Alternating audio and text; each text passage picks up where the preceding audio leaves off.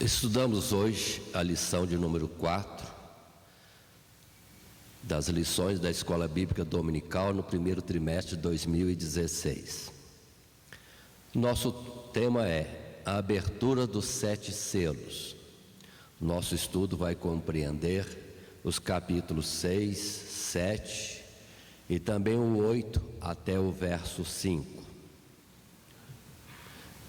Nosso texto áureo está no primeiro verso do capítulo 6, quando lemos: "E havendo o cordeiro aberto um dos selos, olhei e ouvi um dos 4 animais que dizia, como em voz de trovão: Vem e vê." Nossa leitura bíblica proposta está no mesmo capítulo 6, desde o verso 1 até ao verso 11. Essa leitura do texto estará dentro da sequência da nossa lição, por isso estaremos passando estes versos da leitura bíblica para estarmos entrando diretamente na nossa lição. O esboço apresentado ou proposto é a introdução, depois 3 tópicos padrões das lições da Escola Bíblica Dominical, onde temos, primeiro tópico, os 4 primeiros selos, o que encontramos no capítulo 6 até o verso de número 8. O segundo tópico vai falar sobre o 5º e o 6º selos, e aí desde o verso 9 até o verso 17 do capítulo 6.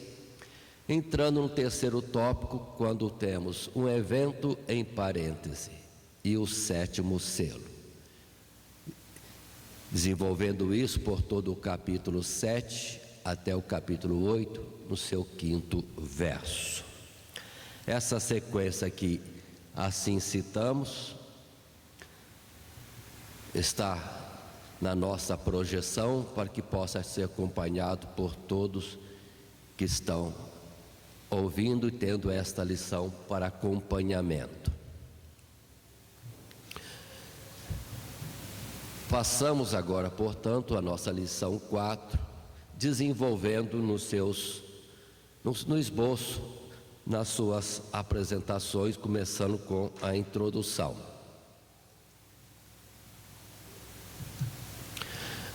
Temos um texto proposto e acompanhamos esta lição proposta.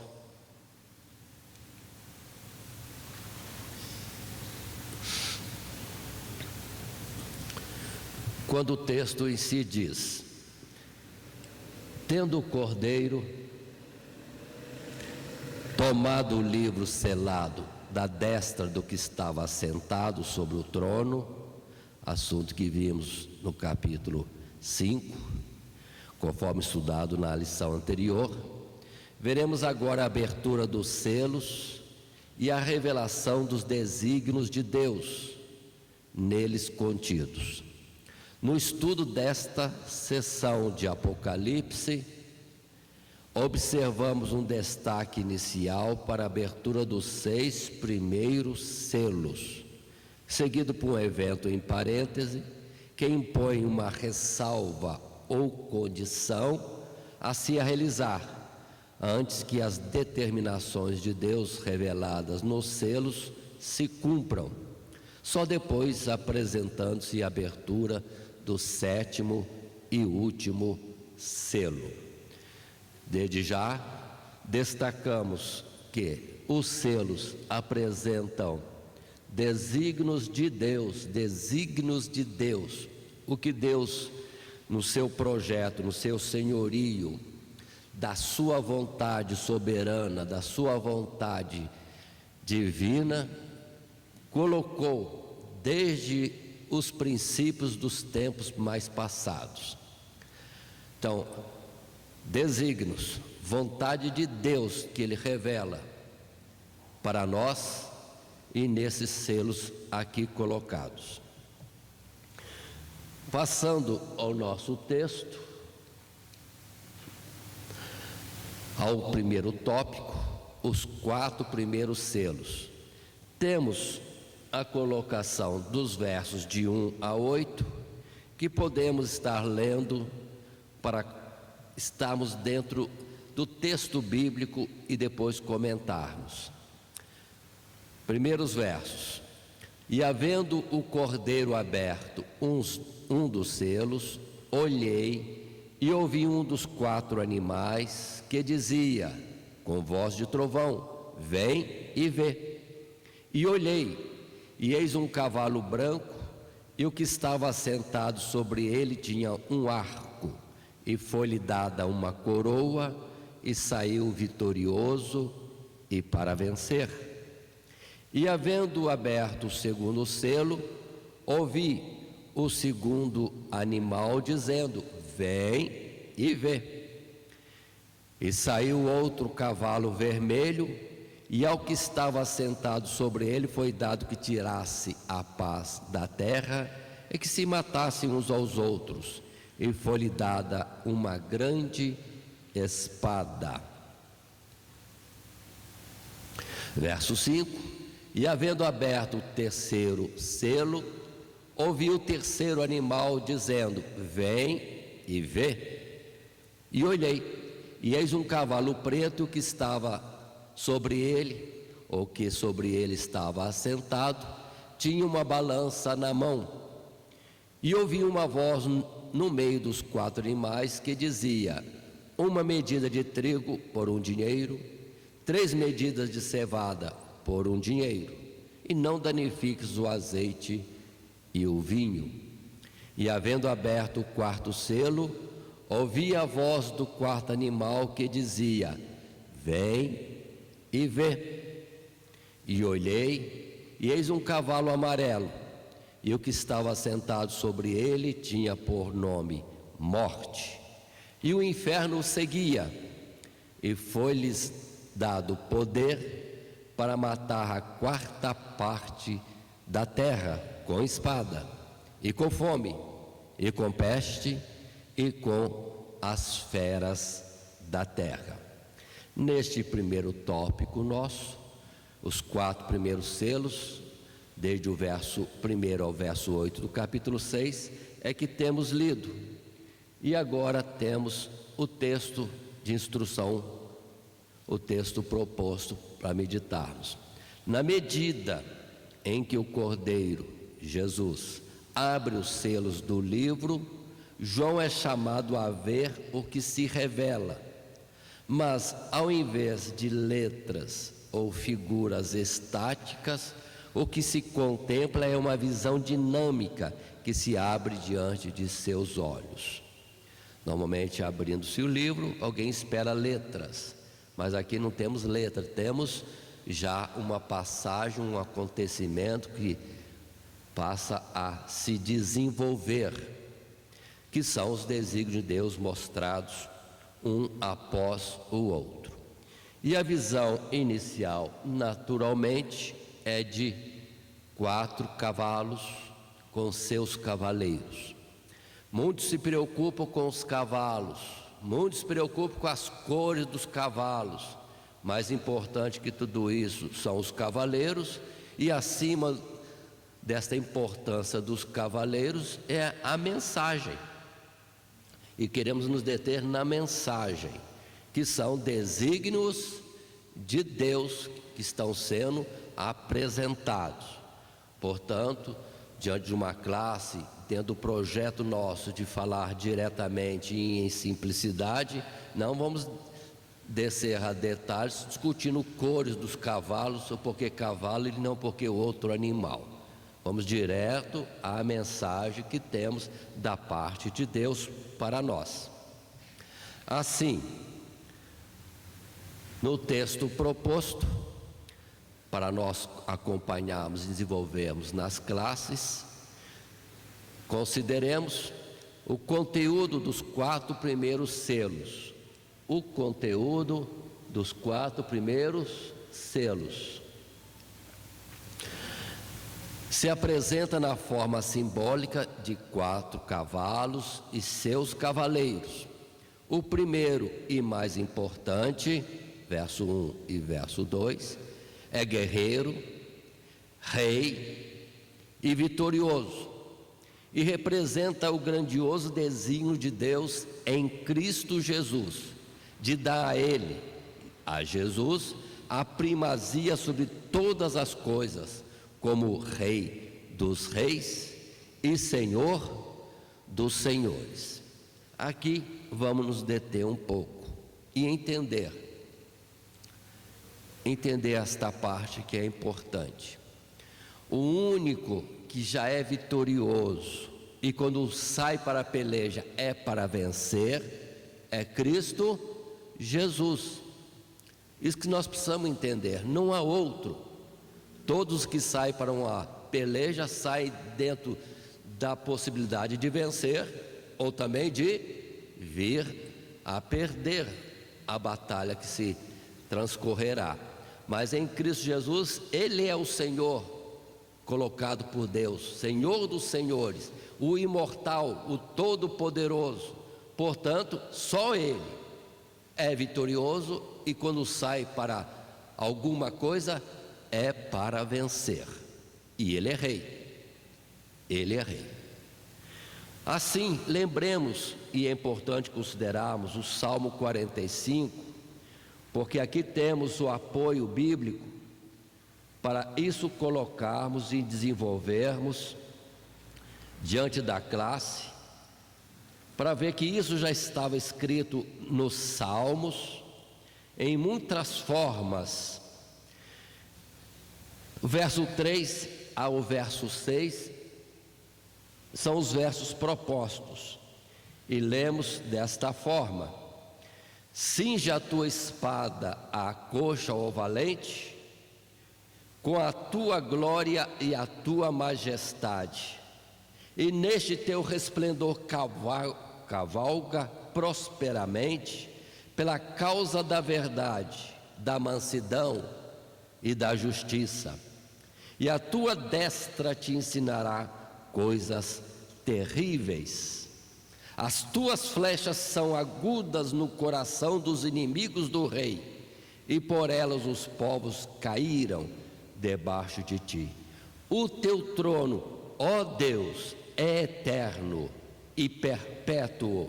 O cetro do teu reino é um cetro de equidade. Texto que também temos em Apocalipse 19, verso 11 a 16, quando lá se apresenta, e veremos na ocasião própria do estudo deste capítulo, Jesus como Senhor dos senhores e saindo triunfante para uma batalha da qual ele vai ser já decretado o vitorioso, e no capítulo 19, 20, 21 o veremos regozijando desta vitória e isso sendo consumado de fato. Guardemos isto. Dentro desta visão dos quatro animais, se o primeiro é Cristo Jesus, dentro da máxima que Deus, o Todo-Poderoso, o Criador, já estabeleceu que Jesus é o Senhor, pronto.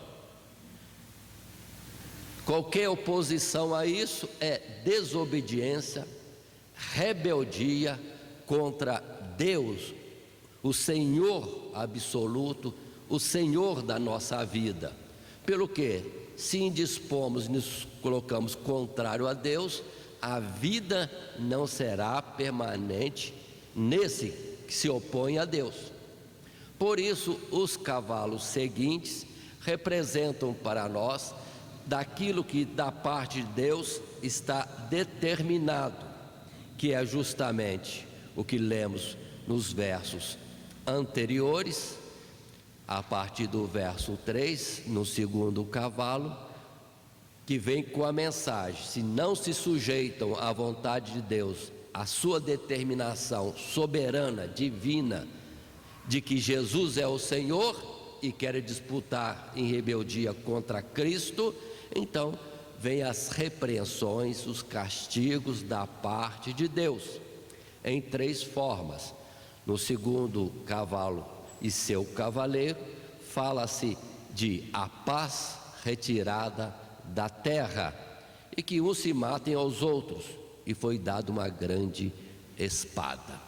Lembremos que Jesus disse: não vim trazer paz à terra, mas espada, no sentido de que ele veio trazendo a sua boa vontade para com a criação, de estabelecer um povo, estabelecer um reino para o qual somos chamados, a criatura é chamada a ser participante. Mas se opõe, então Deus traz o castigo. Primeiro, é uma grande verdade: Deus é o Senhor, Ele é o soberano. Se opor a isso, é uma loucura do homem.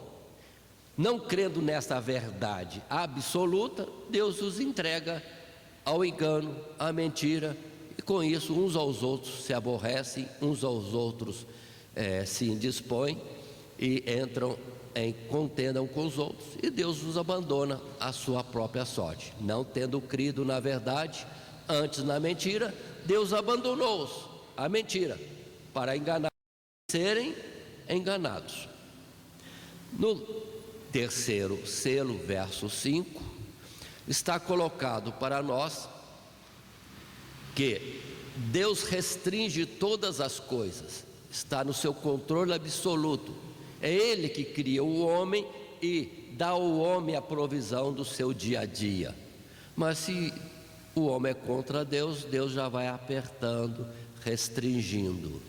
E observem, já desde o princípio, quando os primeiros homens viviam séculos na face da terra, e lá em Gênesis capítulo 6, verso 3, já temos uma restrição: os homens pecando, se levantando contra Deus em transgressões e ofensas e iniquidades. Deus disse: o meu espírito não contenderá para sempre com o homem, os seus anos serão 120. E depois o Salmo já vai dizer que a vida do homem é de 70 anos. E se alguém loucamente se coloca contra Deus, observem a realidade do nosso dia a dia: muitos são ceifados antes do tempo. Por quê? Entram em rebelião direta contra Deus. Muito bem, e com isso a palavra diz: o trigo, a cevada, toda a provisão está restrita a um controle de Deus. Mas ao mesmo tempo, diz o verso 6, que entretanto não se pode danificar nem o azeite nem o vinho. Azeite e vinho representando as coisas de Deus, como a alegria e a unção, a graça de Deus, a bênção de Deus. Isso não está fechado. Da parte de Deus, todo aquele que o buscar certamente achará. Ou seja, não há limite. O azeite, o vinho não deixam de derramar, desde que haja vaso para o receber. Por isso a palavra de Deus diz: azeite e vinho, isso não é danificado, está à disposição. Quanto mais o homem buscar a Deus, mais de Deus vai receber. Agora, se não há quem busca a Deus, cessa de verter o azeite e o vinho. Não acaba, simplesmente para, porque não há vasos para receber. Estão os decretos de Deus aí colocados. Então, em observação para nosso entendimento, lembrando o azeite, falando da unção e da graça junto com o vinho, em particular o vinho que traz alegria. Por isso que Paulo constantemente dizia que apesar de muitas aflições pelas quais o cristão passa, e ele mesmo passava, ele dizia: regozijai-vos. Outra vez vos digo, regozijai-vos. Nós temos mais do que isso, que a aflição e as perseguições deste mundo podem nos trazer de sabores.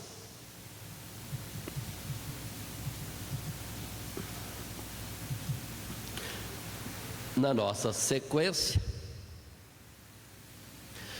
dentro do texto proposto para desenvolvimento nas classes, a sorte de todos os homens, em todo o tempo, é decidida de acordo com a sua atitude em relação a este decreto. Vencerão os que estão com o Cordeiro. Quem está com Jesus tem vida eterna. Do contrário, os que rejeitam o seu senhorio e reinado são alertados por Deus através de castigos ou repreensões quanto ao fim que os aguarda, e isso é representado pelos demais cavaleiros, conforme já temos dito. Assim, o segundo fala de desentendimentos mútuos e guerras, a que os homens são entregues por não se sujeitarem àquele que é o príncipe da paz. O terceiro cavaleiro revela limitações de ordem material sobre a face da terra, particularmente fomes, embora a graça de Deus para com o seu povo não seja afetada nem diminuída. Não danifiques o azeite e o vinho. O quarto cavaleiro, agora sim, fechando esta parte, o verso 7 e 8, finaliza o quadro dos males que sobrevêm aos povos rebeldes, trazendo pestes e mortandade, ainda que parcial, para matar a quarta parte da terra. Então observe que 3 vezes Deus repreende o homem, traz correções para que o homem se desvie do seu mau caminho, da sua rebeldia e entre na sujeição a Deus. Ele é Deus, Ele é Senhor. E Ele nos propõe algo bom. Para o quê? Ele tem empenhado até a sua própria morte. Então, se nós não respeitamos esta atuação tão grandiosa de Deus para nos abençoar até com vida eterna, então não somos de forma nenhuma dignos de vida. O final é morte. O salário do pecado é a morte. Deus, que nos quer dar tudo, é luz. Se não queremos a Ele, entramos em trevas. Ele é vida, não queremos a Ele, entramos na morte. Então, uma coisa simples, justa, sem nenhuma mácula em Deus, nenhuma injustiça em Deus. Mas lembremos, Ele já empenhou-se até a morte para nos abençoar. Então, a rejeição nossa do projeto de Deus é uma ofensa gravíssima, é uma desconsideração tremenda. Portanto, nada demais que os que não se sujeitam a Deus não terão a vida. Deus amou o mundo de tal maneira que deu seu Filho unigênito, para que todo aquele que nele crê não pereça, mas tenha a vida eterna. E depois, agora, a condenação é essa, que Deus enviou seu Filho e os homens não aceitaram, se insubordinaram a isso. Queremos apresentar Mateus capítulo 21 como um texto importante para nós.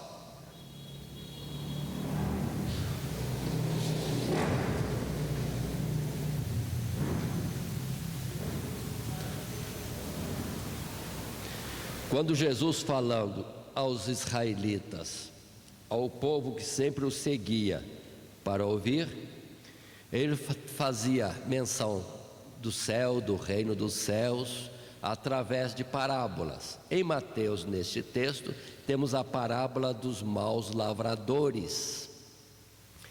Ele é o Senhor da seara, Ele é o Senhor da lavoura. Muito bem. E aqui diz a palavra bem claro que Ele estaria saindo para tomar posse de um reino, e entregou a lavoura a alguns lavradores.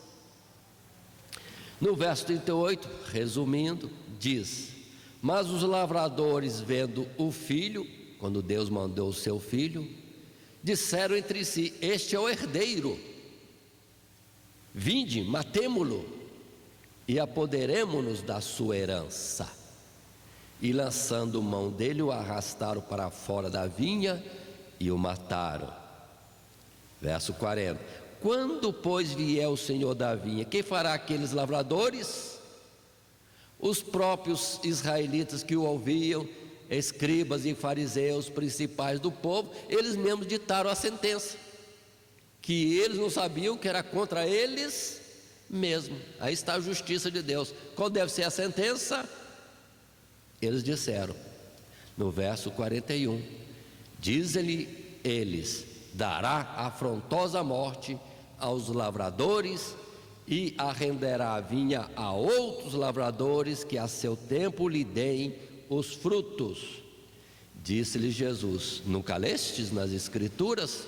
A pedra que os edificadores rejeitaram, essa foi posta por cabeça do ângulo, pelo Senhor, por Deus, foi feito isso, e é maravilhoso aos nossos olhos. 43, portanto eu vos digo, que o reino de Deus vos será tirado e será dado a uma nação que dê os seus frutos. Aí está, os homens declararam a sentença justa de Deus. Se não se sujeita ao senhorio de Cristo Jesus, a sentença, eles mesmos disseram, morte. Pois é a ordem de Deus nessas três etapas, do segundo cavaleiro, o terceiro e o quarto, estabelecidos pela vontade e desígnio de Deus.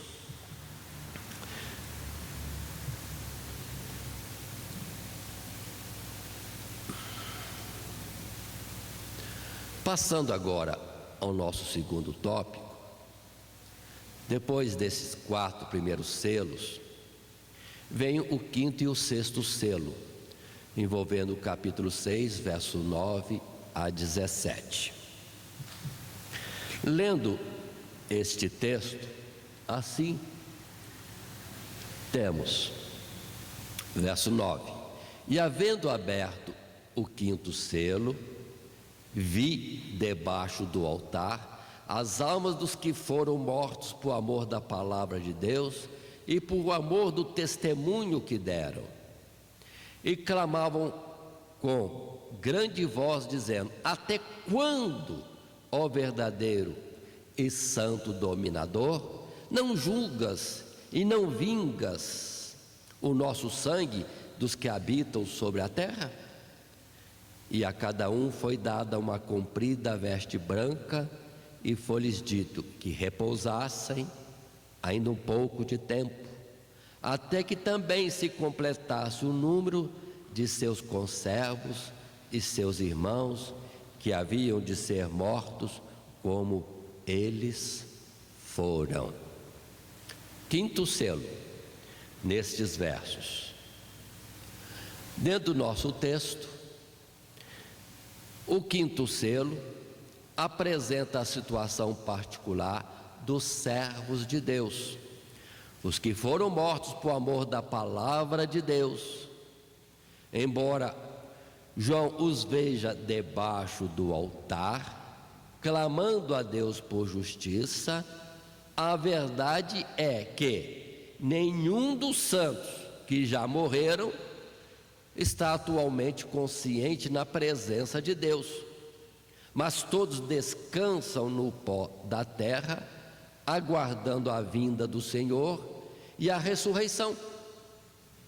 Contudo, para Deus, todos vivem em sua memória, e Ele tem como que anseio por revê-los e fazer-lhes logo justiça, e isto soa como um clamor aos seus ouvidos. Isso que nós precisamos entender dentro destas citações no quinto selo. Ou seja, todos que já morreram desceram ao pó, conforme temos na toda a Sagrada Escritura, que muitas vezes muitos não entendem. Ao homem é dado viver uma vez e morrer. Todos que morreram, desde o primeiro que morreu, que foi Abel, estão no pó, aguardando a ressurreição que se dará no último dia. Por isso Coríntios 15 diz que o último inimigo a ser vencido é a morte. Jesus, na verdade, já venceu a morte em si mesmo, quando, tendo sido morto, como na parábola que lemos, que os lavradores mataram o filho, o herdeiro, mas Ele é o Todo-Poderoso, Ele é imortal, e Ele antes já avisou: eu tenho vida em mim mesmo, e tenho poder para dar a minha vida e tornar a tomá-la. Portanto, me matarão, mas ao terceiro dia irei adiante de vós para a Galileia. Pronto, Jesus falou tudo. Jesus falou tudo. Mas os que morreram desde Abel e até o último, que nesse instante pode estar sendo recolhido por Deus, desce à sepultura e dorme no Senhor até que haja a ressurreição. Palavra clara em Coríntios capítulo 15, todo o capítulo. Depois em 1 Tessalonicenses capítulo 4, tudo isso é falado. Mas só que em Deus há como que algo que sempre está clamando: até quando estarão dormindo, aguardando a manifestação da justiça, conforme Malaquias capítulo 3, no final, e 4, em que aí sim os justos verão a diferença dos que servem a Deus e dos que não servem. Mas quando vai acontecer isso? Na ressurreição. Os justos chamados para viver na eternidade e os ímpios lançados no lago de fogo e enxofre. Mas em Deus isso acontece. E o modelo disso está em Gênesis capítulo 4, quando lembrem-se que Caim matou Abel. E Deus vai a Caim e pergunta: onde está teu irmão Abel? Misericórdia de Deus para que o homem se arrependa. Uma pergunta que Deus já sabe a resposta, mas Ele quer que o homem fale. Se falar em termos de arrependimento, já acha misericórdia, mas quando endurece, e foi o que Caim fez: sou eu por acaso guardador do meu irmão? E falando isso com Deus. Aí o Senhor fala: o sangue de teu irmão clama desde a terra. Paremos nisso. Sangue, por favor, clama? Não, Deus está querendo dizer que a vida ausente de Abel naquele local e naquele tempo está clamando. É uma injustiça. O sangue clama, o sangue de Abel, ou seja, a morte de Abel requer um ato de justiça. Que observe que Deus não tem pressa de executar de forma total.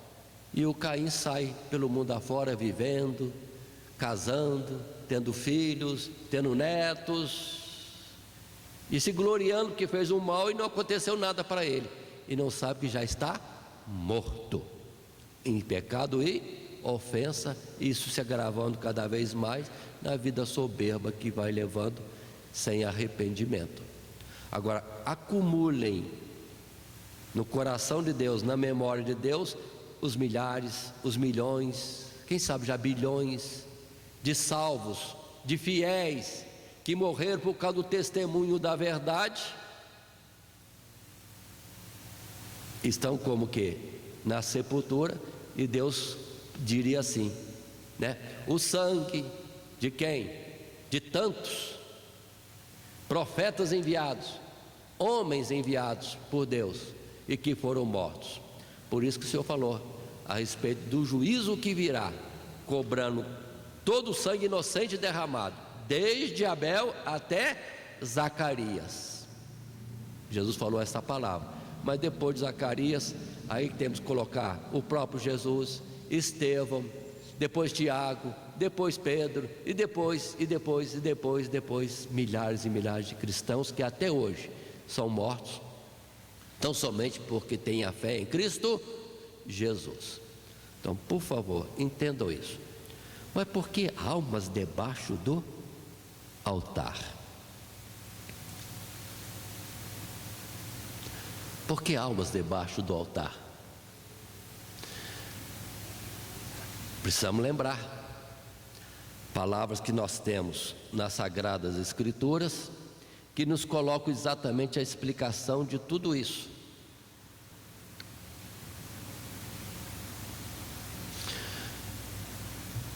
Vamos citar o exemplo de Levítico.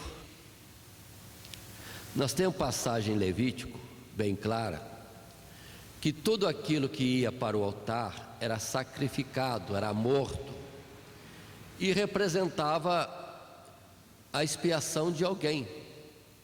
Ali na verdade era pombo, era cordeiros, eram novilhos, que eram mortos. Mas a palavra em Romano diz bem claro que para nós apresentarmos a Deus um sacrifício racional, que é o nosso próprio ser a Deus. Sacrifício racional, ou seja, todo aquele que se entrega a Jesus, se renuncia por Jesus, está dando a sua vida como que uma oferta a Deus sobre o altar, como um holocausto. Por isso que Jesus disse: se alguém quiser segui-lo, precisa negar-se a si mesmo, aborrecer a si mesmo, ou seja, tem que morrer para si, como oferta a Deus. No passado era morto o animal que representava o ofertante como uma oferta a Deus, mas hoje Deus quer a nossa vida, nós mortos, sobre o altar dele. Mas por favor, cuidado, mortos para nós mesmos, mas vivos tão somente para ele. Por isso que Paulo diz: não vivo mais eu.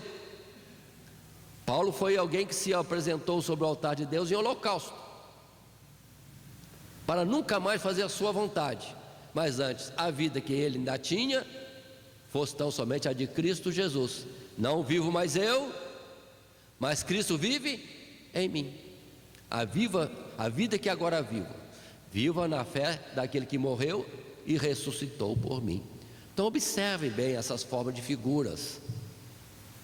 E da pessoa que se oferecia a Deus, representado nos animais imolados e queimados no altar, sobrava só cinza debaixo do altar. E ali eram tiradas essas cinzas e colocadas em um lugar limpo. Entendamos, todos que morreram por Cristo Jesus são como cinza hoje, mas estão guardados na memória de Deus em um lugar limpo, para no dia da ressurreição voltarem à vida. Por favor, Deus não precisa de pozinho nosso, nem de cinza nossa, para nos fazer voltar à vida, não. É simbólico, ainda mais que seremos revestidos de um novo corpo, imortal, incorruptível, não vai precisar de matéria corruptível como cinza e como pó.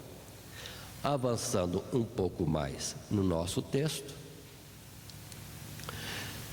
o motivo pelo qual Deus não os atende agora é porque há um número exato daqueles que hão de salvar ou de se salvar e juntar-se a eles, e que precisa ser atingido antes, até que também se completasse o número de seus conservos e seus irmãos. Lembremos da palavra em Mateus 24:14, até que se complete o número dos salvos. O evangelho será pregado até os confins da terra, aí então virá o fim. Trata-se de algo que pertence ao conhecimento de Deus e que se falará novamente mais adiante no desenvolvimento dos próximos capítulos de estudo em Apocalipse. Para termos esses assuntos colocados para nós, o texto tem aquilo que já temos dito, e está escrito assim: a representação dos santos debaixo do altar.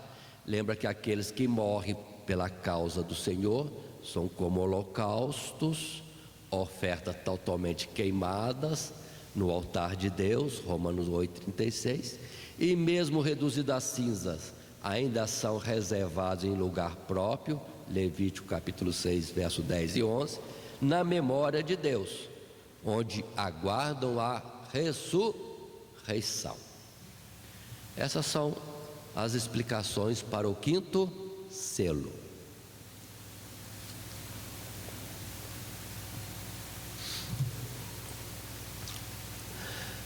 Dentro deste tópico ainda, nós temos o sexto selo, do verso 12 a 17.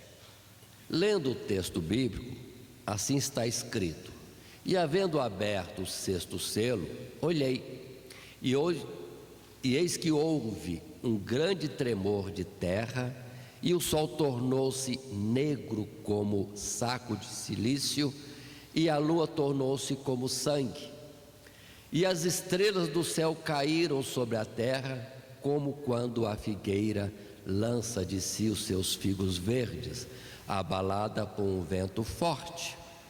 E o céu retirou-se como um livro que se enrola, e todos os montes e ilhas foram removidos do seu lugar. E os reis da terra, e os grandes, e os ricos, e os tribunos, e os poderosos, e todo o céu, e todo o livre, se esconderam nas cavernas e nas rochas das montanhas. E dizia aos montes e aos rochedos: caí sobre nós, e escondei-nos do rosto daquele que está sentado sobre o trono e da ira do Cordeiro, porque é vindo o grande dia da sua ira, e quem poderá subsistir? Aí está agora o sexto selo. É aberto o sexto selo. Numa colocação rápida, direta, o sexto selo apresenta a consumação no fim do mundo, com os céus sendo removidos e todos os sólidos fundamentos da terra sendo abalados. É um quadro da vinda de Cristo e do juízo final. Lembremos da segunda carta de Pedro, no capítulo 3, quando fala da segunda vinda do Senhor e o juízo. A terra se reserva como tesouro para o dia do fogo, quando todos os elementos ardendo se desfarão e todas as obras que há serão queimadas. Não haverá mais nada neste universo, nem de céus e nem de terra, porque tudo será passado. Céus e terra passarão, mas quando isso estiver acontecendo, é o final, que naturalmente, tal qual no dilúvio, em Sodoma e Gomorra, Deus retira os que são dele e o resto é entregue à destruição. No dilúvio sobrou Noé e sua família. Em Sodoma e Gomorra tirou-se Ló e suas filhas. No fim do mundo sai a igreja e não fica mais ninguém. Quem é salvo está no céu, e quem não é salvo e tudo mais que existe entregue ao lago de fogo e enxofre que arde para todo o sempre. Aí está o fim do mundo e a sorte daqueles que não se colocam submissos a Deus. Quem é submisso nega-se a si mesmo, não vive mais para si, é holocausto no altar de Deus, dele só sopra a cinza. Os homens esquecem dos que foram, mas Deus não se esquece nunca dos seus. Há uma promessa de ressurreição, de vida eterna, e isto se fará no último dia, na vinda de Cristo, no juízo final, na destruição deste mundo e na chamada de Deus: vinde benditos de meu Pai, e possuí por herança o reino que vos está preparado desde a fundação do mundo. É o desígnio de Deus já aí encerrado, concluído. Passando agora ao tópico terceiro, um evento em parêntese, e o sétimo selo, que vai do capítulo 7, desde o primeiro verso, até o quinto verso do capítulo 8. Lendo o texto, como temos feito até agora, capítulo 7, a partir do verso 1: e depois dessas coisas vi 4 anjos que estavam sobre os 4 cantos da terra, retendo os 4 ventos da terra, para que nenhum vento soprasse sobre a terra, nem sobre o mar, nem contra árvore alguma. E vi outro anjo subir da banda do sol nascente, e que tinha um selo do Deus vivo, e clamou com grande voz aos 4 anjos, a quem fora dado o poder de danificar a terra e o mar, dizendo: não danifiqueis a terra, nem o mar, nem as árvores, até que hajamos assinalado na testa os servos do nosso Deus. E ouvi o número dos assinalados, e eram 144.000 assinalados, de todas as tribos dos filhos de Israel. Da tribo de Judá havia 12.000 assinalados, da tribo de Ruben 12.000, da tribo de Gade 12.000, e da tribo de Azer 12.000, e da tribo de Naftali 12.000, da tribo de Manassés 12.000, da tribo de Simeão 12.000, da tribo de Levi 12.000, da tribo de Zacar 12.000, da tribo de Zebulon 12.000, da tribo de José 12.000, da tribo de Benjamim 12.000. É o texto que temos nas Sagradas Escrituras. E depois temos o texto de instrução proposto.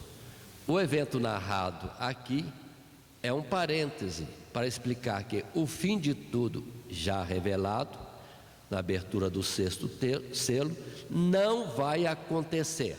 O mundo não vai acabar sem que se realize uma condição que também faz parte dos desígnios divinos: a marcação daqueles que pertencem a Deus.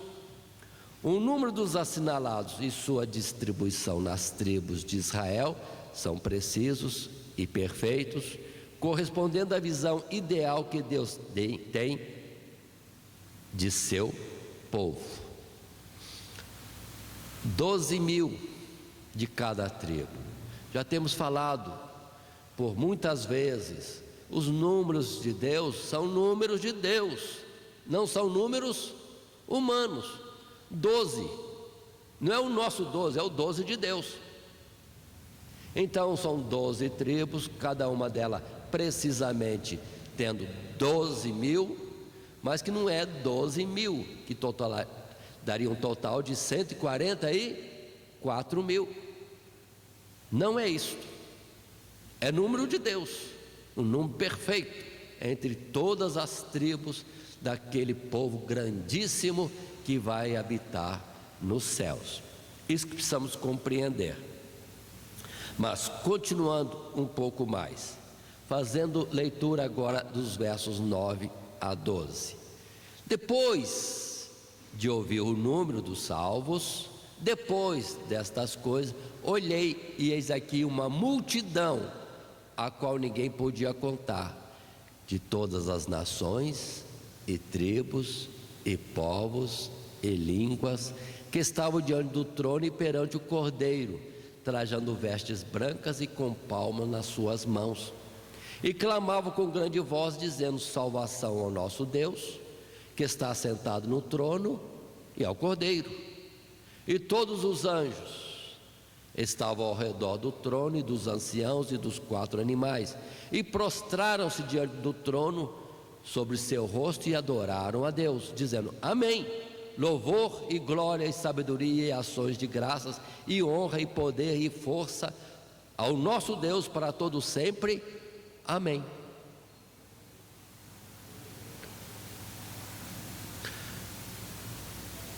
Aqui temos o texto em si. Consideremos na nossa lição proposta para as classes, assim encontramos. Mas também é importante notar a diferença entre o que João ouviu quanto ao número e a identidade do povo de Deus e aquilo que ele viu. Ouvir é escutar com os ouvidos. Atente a isso. E aquilo que ele viu, ele vê olhando. Aí sim, o que ele viu? Uma multidão a qual ninguém podia contar, e de todas as nações, e tribos, e povos, e línguas. Em outras palavras, ele viu o verdadeiro Israel de Deus. Agora paremos. Quantos são os salvos?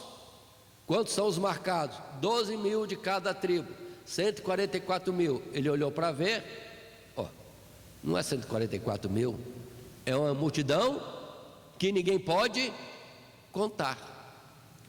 Então, 144 mil, irmãos, não é um número finito, é um número grandíssimo, cumprindo a palavra que Deus tinha dito a Abraão, que a sua descendência seria como as estrelas do céu, que não se pode contar. Então nunca coloque limitação nisso, que são só uns especiais, 144 mil. Não, não, não e não, de forma nenhuma. A especialidade maior é que todos têm o mesmo valor, e o valor é Cristo Jesus crucificado por cada um. A redenção. E a multidão dos salvos, Deus falou a Abraão: conta as estrelas. E Abraão conseguiu contar? Não, é um número que você não pode contar. Assim será a tua descendência. Agora atentem que Abraão não é só pai de israelita, daqueles que têm DNA dele. Abraão foi tomado como figura daqueles que têm a mesma fé. Aí está o verdadeiro Israel de Deus, que precisamos entender. Em Romanos 2, 28 e 29 está escrito: é israelita não aquele que o é na carne, mas aquele que é em espírito. Porque de israelita, Paulo diz: nem todos de Israel são israelita. E temos um centurião de Cafarnaum que Deus disse diante dos israelitas: em todo Israel não vi fé como neste. E ele era gentio. Mas para Pedro, Jesus mostrou: não chame gentio, não chames imundo aquilo que eu purifiquei. E a palavra em Efésios, Paulo diz bem claro: o grande mistério de Deus oculto desde a eternidade é que os gentios são chamados para um mesmo corpo, um mesmo povo, para uma mesma descendência em Abraão. Todos aqueles que são batizados em Cristo Jesus, está escrito em Gálatas, observe bem, se tornam filhos de Abraão, não pela carne, DNA, mas no modelo da fé. Mas na verdade não é filho de Abraão, é filho de Deus. Abraão também é figura do próprio Senhor, pai da altura e pai de uma multidão. Lembrando a palavra em Gálatas capítulo 6, que podemos destacar, e Filipenses 3:3, que são destaques ou propostas colocadas de versículos para todos nós. Na sequência, verso 13 a 17, e um dos anciãos me falou, dizendo: estes que estão vestidos de vestes brancas, quem são e de onde vieram? E eu disse-lhes: Senhor, tu sabes. E ele disse-me: estes são os que vieram de grande tribulação, lavaram as suas vestiduras e as branquearam no sangue do Cordeiro. Por isso estão diante do trono de Deus, e o serve de dia e de noite no seu templo. E aquele que está sentado sobre o trono os cobrirá com a sua sombra. Nunca mais terão fome, nunca mais terão sede, nem sol, nem calma alguma cairá sobre eles, porque o Cordeiro que está no meio do trono os apacentará e lhes servirá de guia para as fontes das águas da vida, e Deus limpará de seus olhos toda lágrima. Esse é o texto bíblico que destaca. A pergunta é para destaque: quem são estes de vestes brancas? Muito bem, no nosso texto para as classes, colocamos: observe-se que as vestes brancas identificam o povo de Deus como redimido, purificado e justificado pelo Cordeiro. O que está em Apocalipse capítulo 1, verso 5, o que está em Apocalipse capítulo 3, verso 4, e veremos também em Apocalipse 19, verso 8, todos os que são chamados para seguir a Cristo Jesus são vestidos de vestes brancas, que são as justiças de Cristo, a eles atribuída sobre eles como benefício do Calvário. E observe, é um povo como vitorioso sobre uma grande tribulação. Todos foram comprados pelo sangue de Cristo Jesus. Isso que precisamos entender. Muitos se limitam como que uma turma de uma grande tribulação. Mas lembre-se que estão vestidos de branco. E quem são os que são vestidos de branco? Todos que morreram por Cristo Jesus, ou pela verdade, pelas coisas de Deus, estão como aqueles que estão debaixo do altar, desde Abel. E qual a palavra dada para esses que já morreram por Cristo ou por Deus? Deles vestes brancas. Ou seja, o sentido é: tem o testemunho de que agradaram a Deus, estão aprovados, mas tem que continuar ainda no pó da terra até o grande dia da ressurreição. E outros mais serão acrescentados. E até hoje, muitos são acrescentados quando tem a sua vida sempre conduzida de tal forma que por Deus estão sendo aprovados. E a estes é dado vestes, ou são dadas vestes brancas, testemunho da sua aprovação aos olhos de Deus. Lembremos da parábola das 10 virgens, tudo de branco. O sentido é a igreja vestida de branco, um branco tão resplandecente como a luz do sol, diz Apocalipse, veremos em textos seguintes. Agora, lembremos, grande tribulação. Todo aquele que quiser seguir a Cristo Jesus piamente padecerá perseguição. No mundo tereis aflições. Isso que precisamos entender todos, desde Abel. É o primeiro testemunho de que agradou a Deus e já foi perseguido e morto. Desde Abel. Abel já passou por uma grande tribulação, e única, e final, imortal, definitivo. Mas depois, através dos séculos, quantos passaram lutas? Qual dos profetas não foi perseguido? Qual profeta não foi perseguido? Antes, perseguições, prisões e mesmo morte. E hoje, continua, porque ainda que fisicamente não se veja perseguição, estão continuamente debaixo de tentação e aflições, tal como Jó, para deixarem a fé, deixarem o Senhor e com isso perderem a fidelidade. Mas não, como Jó, tem paciência, suporta. Deus certamente está acima das nossas aflições, ainda que morra.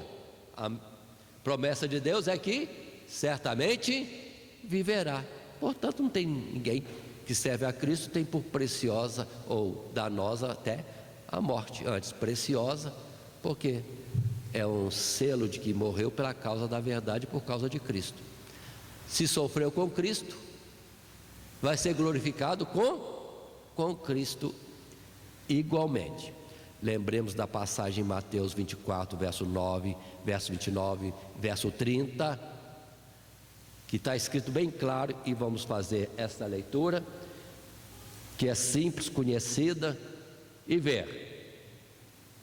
Verso 9: então vos hão de entregar para seres atormentados e matar-vos-ão, e sereis odiados de todas as gentes por causa do meu nome.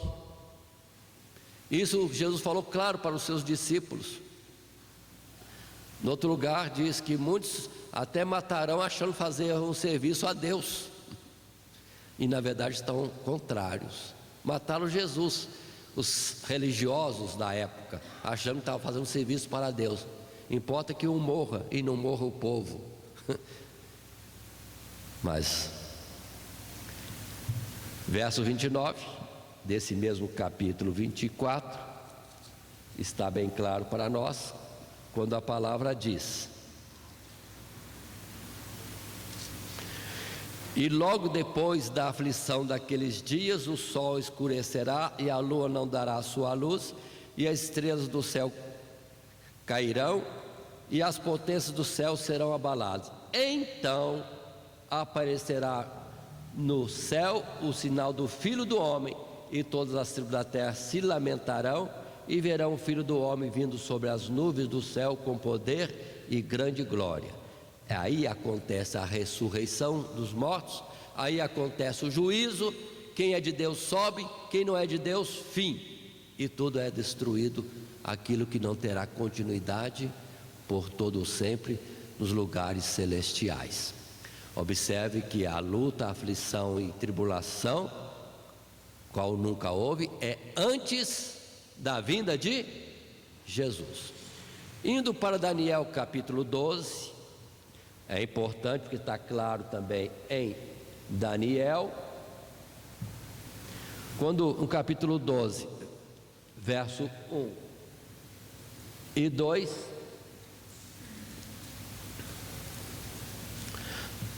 tão claramente a palavra diz para nós: e naquele tempo se levantará Miguel, o grande príncipe, que se levanta pelos filhos do teu povo, e haverá um tempo de angústia, qual nunca houve, desde que houve nação até aquele tempo.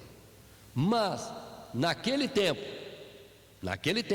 de grande angústia, qual nunca houve, livrar-se-á o teu povo, todo aquele que se achar escrito no livro.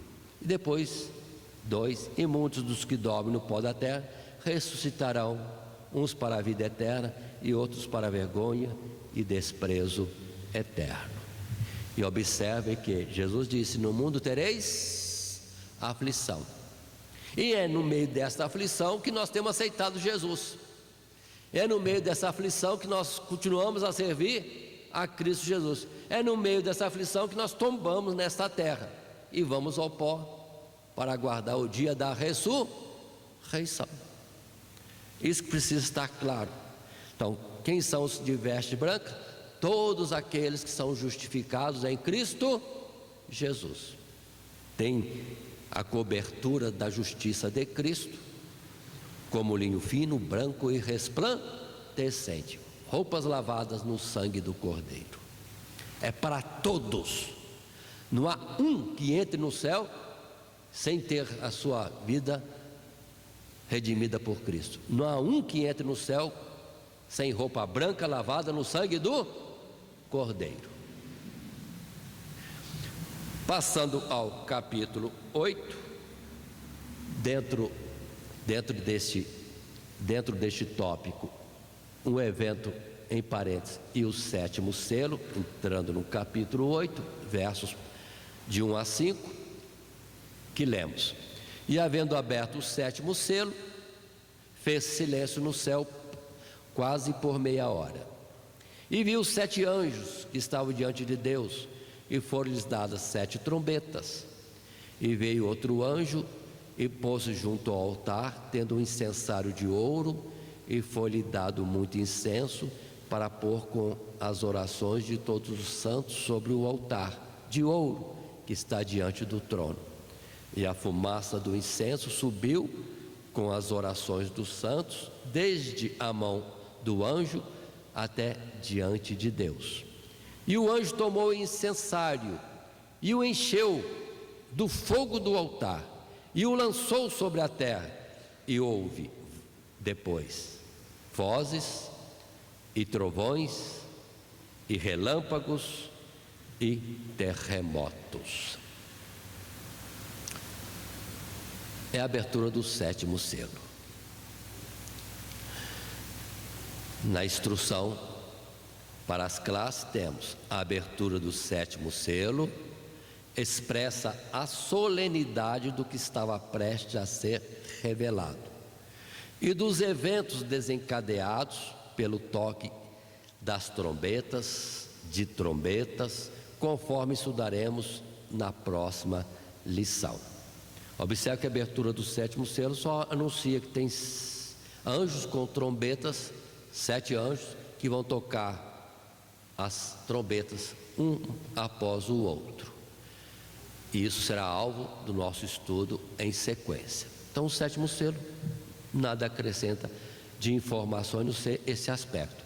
Há algo para acontecer. Adiantando, ou seja, selos como desígnios de Deus, no 7º selo anuncia que para cumprir o desígnio de Deus, coisas serão determinadas para serem procedidas, acontecimentos haverão sobre a face da terra, determinados e cadenciados ao toque de cada uma das trombetas. Passando a nossa conclusão, temos então somente a lembrança: Jesus Cristo é o Senhor. Todo aquele que se rebela contra Ele é castigado de várias formas. Misericórdia de Deus, longanimidade de Deus. Nesse interim, os que lhe ofertam a vida são reservados para o dia da ressurreição. Finalmente o Senhor virá, não mais para castigo, mas para a destruição final da humanidade rebelde. É o fim do mundo. Mas os que são de Deus têm a sua vida reservada. Aí se verá a diferença. Serão como bezerros no cevadouro. Sairão livres para a eternidade, com corpos incorruptíveis e imortais, desfrutando da presença e vida com Cristo eternamente. Com isso, lembremos o nosso texto áureo: havendo o cordeiro aberto um dos selos, olhei e ouvi um dos 4 animais que dizia, como em voz de trovão: vem e vê. E temos aí conosco o esboço que desenvolvemos progressivamente nessas nossas palavras. E que Deus nos dê graça e nos abençoe diante das classes, por Cristo Jesus. Amém.